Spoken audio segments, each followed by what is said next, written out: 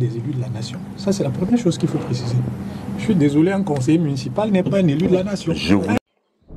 Salut les amis, Pathé Refoué a profité de l'absence du MLC sur STV avec Lian Ganseux pour véritablement chier sur le MLC. Mais c'est pas grave, on allait chercher Maître Roland Théou pour le répondre. Écoutez.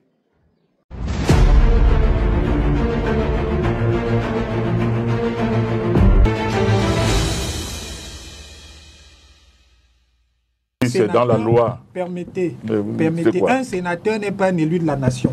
Dans l'article 15, dont il est fait mention, l'alinéa 2 dit « Chaque député représente l'élu de la nation ». Il n'y a aucune disposition similaire, que ce soit pour les conseillers municipaux, que ce soit pour les sénateurs ou les conseillers régionaux. Je dis qu'elle n'existe pas. Si vous l'avez donné, donnez la disposition. Donnez la disposition. Il n'y a que 2 élus qui représentent. Permettez. Vous avez développé, on vous a écouté. Il n'y a que 2 élus qui représentent la nation, le président de la République et le député. Ils sont élus de la nation. Les autres ne sont pas élus de la nation. Donc ça, c'est la première chose. La deuxième chose qu'il faut dire, c'est que moi, je suis amusé. J'ai aimé l'échange que vous avez eu avec Jean-Robert Wafou. Parce que nos amis nous brandissent l'alinéa 3 de l'article 15 de la Constitution qu'ils tentent d'opposer à l'article 121 du Code électoral. Or, comme vous l'avez vous-même remarqué, cet alinéa ne concerne que les députés et leur mandat. Il n'y a aucune disposition similaire dans le code électoral, c'est-à-dire la notion de mandat impératif. On la trouve une seule fois dans la Constitution. Je dis une seule fois. On ne la trouve nulle part dans le code électoral. Je mets quiconque au défi. Je mets quiconque au défi sur ce plateau et en dehors de me retrouver la notion de mandat impératif dans le code électoral. Deuxième étape, le mandat impératif est nul, l'article 15 alinéa 2 de la Constitution. Ça veut dire que qui sont ceux qui entrent à l'Assemblée nationale? Les députés ou les partis politiques? Monsieur Fangwa, ça veut dire que ceux qui entrent à l'Assemblée nationale, ce sont les députés. Les partis politiques, c'est l'accessoire. Je parle en présence de mes confrères, des aînés dans la profession. Ils savent très bien le principe de l'accessoire et du principal. Ce n'est pas le principal qui suit l'accessoire. C'est l'accessoire qui suit le principal. Donc si le principal, c'est la qualité des députés, ça veut dire que l'appartenance à un parti politique, fût-ce celui qui vous a investi, c'est l'accessoire. Il y a donc une simple présomption dès lors qu'un parti vous a investi. Il y a une présomption d'appartenance. Mais la présomption d'appartenance au parti qui vous a investi s'arrête dès lors que le mandat impératif étant nul, vous avez encore la liberté de vous prévaloir de ce parti-là ou pas. Mais nos amis du RDPC vous disent que quand vous démissionnez, vous êtes condamné à rester sans étiquette. C'est ce qu'ils disent. Ils disent que parce que quand ils veulent vous narguer, ils vous disent que allez donc demander à M. Nietzsche s'il siège à l'Assemblée comme député FCC. Allez donc demander à M. Nietzsche s'il reçoit les subventions de l'État du fonctionnement des partis politiques du fait de leur siège. Mais à cette question, je leur rappelle simplement que le règlement intérieur de l'Assemblée nationale a valeur d'une loi ordinaire qui ne peut pas être au-dessus de la Constitution. La loi qui porte financement des partis politiques, c'est une loi ordinaire qui ne peut pas être au-dessus de la Constitution. La loi qui porte code électoral, c'est une loi ordinaire qui ne peut pas être au niveau de la Constitution.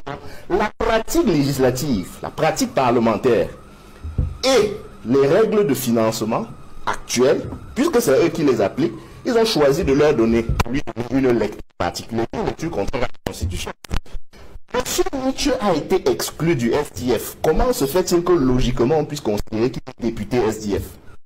On le condamne à être sans étiquette. On lui interdit le droit de se remarier, si je reprends la théorie que j'ai prise tout à l'heure. On vous dit que dès que vous vous mariez avec le SDF, même si le SDF vous répudie, vous n'avez pas le droit de vous remarier. Parce que l'adhésion de M. Nietzsche au FCC, c'est un deuxième mariage. Si vous étiez Madame SDF et que vous divorcez, vous êtes toujours Madame SDF, même quand vous avez épousé Monsieur FCC. C'est ça que les gens du RDPC nous expliquent. Demandez à n'importe quelle des femmes qui nous écoutent là, si elle peut entendre simplement ce raisonnement. Elle a divorcé de quelqu'un, mais on lui dit qu'elle continue à porter le nom de son ancien mari. Au nom de quoi?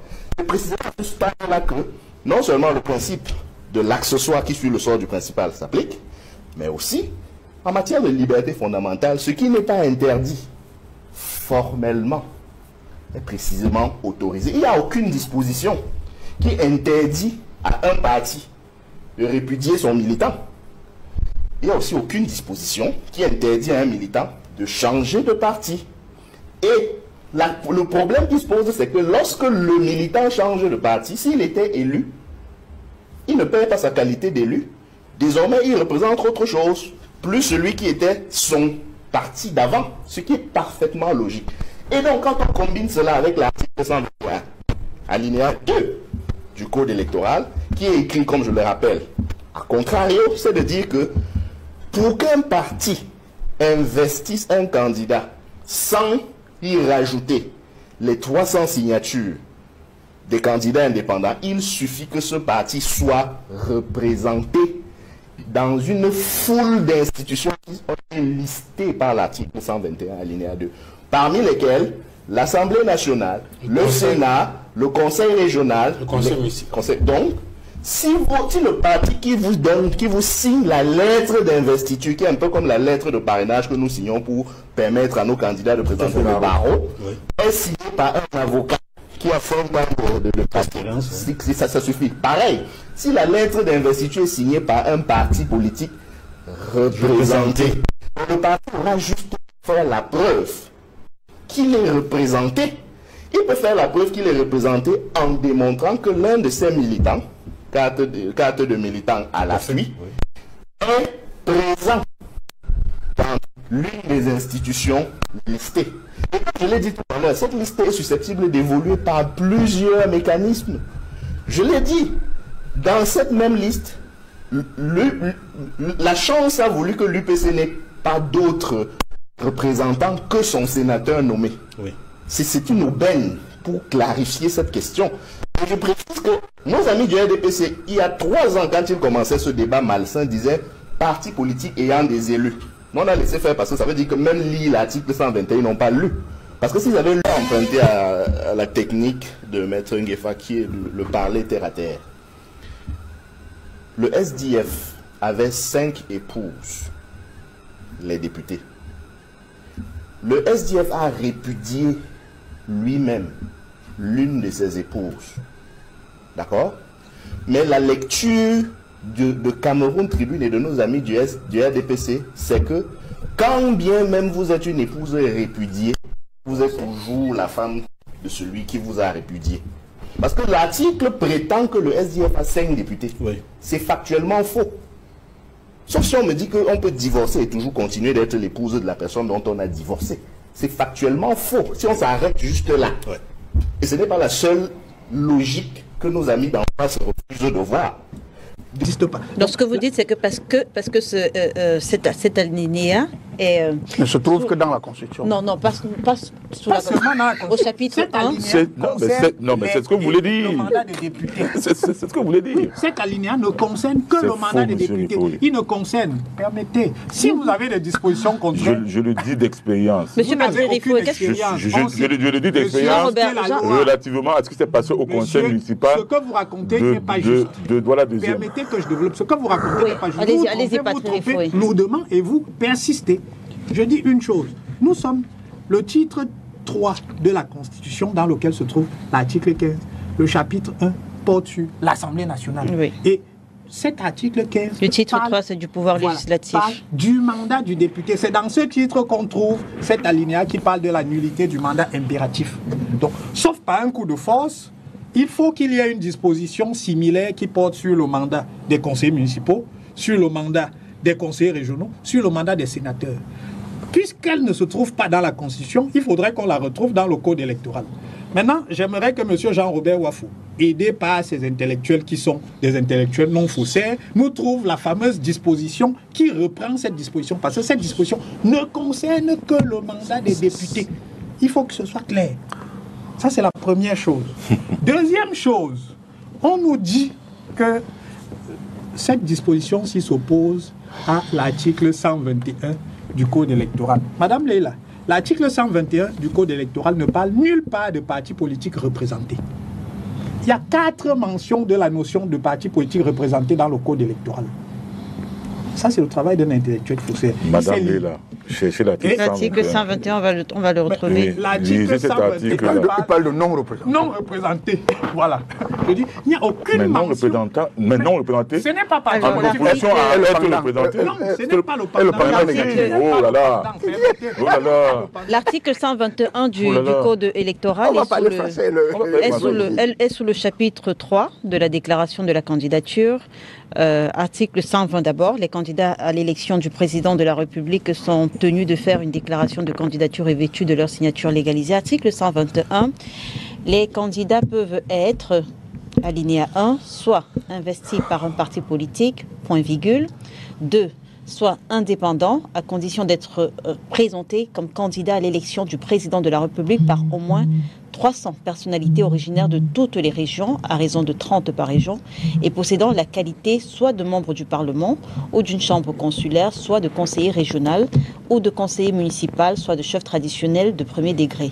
Alinéa 2, le candidat investi par un parti politique non représenté à l'Assemblée nationale, au Sénat, dans un conseil régional ou dans un conseil municipal, doit également remplir les conditions prévues à l'alinéa 1, ci-dessus applicable aux candidats indépendants. Alors, ça change quoi ce que je dis? Je dis que dans cet article... Ça veut dire que... c'est moi qui je répète ce que j'ai dit.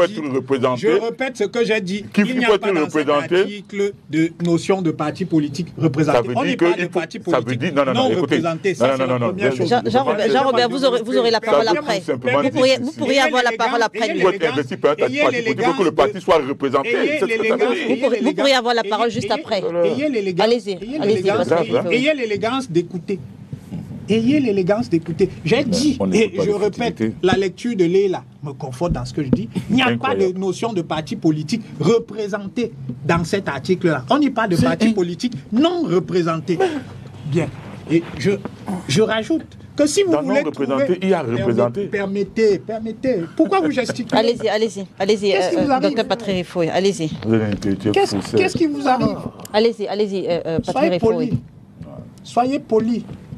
Vous traitez les gens de bougres, de nuls. Soyez poli. Et je ne vous le répéterai pas. Vous êtes un Messieurs, je ne vous le répéterai pas. Je ne vous le répéterai pas. Messieurs. Vous êtes incapable de trouver la disposition du code électoral dans laquelle on parle de parti politique de manière impérative. Vous parlez de nullité, mais vous l'êtes incarné. C'est-à-dire qu'elle transpire sur vous, monsieur. Docteur Patrick Refoué, redevenons polis, je vous en prie. Redevenons polis, je vous en prie. Redevenons polis. Je reviens. Je savais que ça allait se passer comme ça. Quand ils sont mis en difficulté, c'est comme ça qu'ils procèdent. Les insultes, les anathèmes, les arguments. Redevenons polis, je vous en prie. C'est lui qui ne l'est pas. Voilà, il y a des personnes qui nous regardent. Excusez-vous pour votre inconduite. Non, ayant un langage élégant. Voilà. Je suis très calme. Revenons au sujet. En respectant les téléspectateurs qui nous suivent. Dans le code électoral, il y a 4 occurrences de la notion de parti politique représenté. Et il y a 2 qui vont nous concerner de manière particulière. Vous la trouvez dans l'article 12 du code électoral. Dans cet article, on nous dit que les partis politiques représentés sont consultés pour la nomination du président et du vice-président de l'ECAM.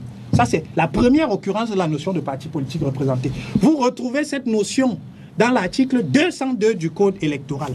On y parle de campagne référendaire en précisant que les partis politiques représentés à l'Assemblée et au Sénat, parce que là ça ne concerne pas les autres, peuvent y prendre part sur leur demande. Enfin, on trouve les 2 dernières occurrences de la notion de parti politique représenté aux articles 281 et 282 du code électoral qui portent sur le financement politique. On va lire ces articles, ensuite je vais commenter. Et je commence un peu plus haut, c'est-à-dire je commence à l'article 279. Article 279. Il est inscrit chaque année dans la loi des finances une subvention destinée à contribuer à certaines dépenses de fonctionnement des partis politiques légalement reconnues dans les conditions fixées à l'alinéa 281 ci-dessus. Allons donc à l'article 281. La subvention est répartie en 2 tranches d'égal montant. Alinéa 1. La première tranche est destinée aux partis politiques représentés à l'Assemblée nationale, au Sénat, au Conseil régional et ou municipal. Article 282. La tranche destinée au financement des partis politiques représentés à l'Assemblée nationale, au Sénat, au Conseil régional et au Conseil municipal leur est allouée proportionnellement à leur nombre de sièges. Alinéa 2.